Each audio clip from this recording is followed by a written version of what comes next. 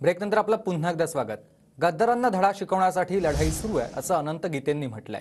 रायगडच्या पोलादपूरमधून अनंत गीतेंकडून प्रचाराला आता सुरुवात झालेली आहे। तर सुनील तटकरेंना उमेदवारी मिळाल्यानं अनंत गीतेंच्या पायाखालची वाळू सरकली आहे असं अनिकेत तटकरे यांनी म्हटलेलं आहे।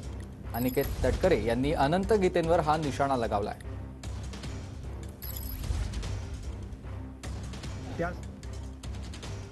निष्ठा जपण्यासाठी आहे, निष्ठा राखण्यासाठी आहे। ज्यांनी ज्यांनी म्हणून गद्दारी केलेली आहे त्या सर्व गद्दारांना धडा शिकवण्याकरता ही लढाई आता सुरू झालेली आहे। तटकरे साहेबांनी 34,000 त्यांना पराभूत केलं।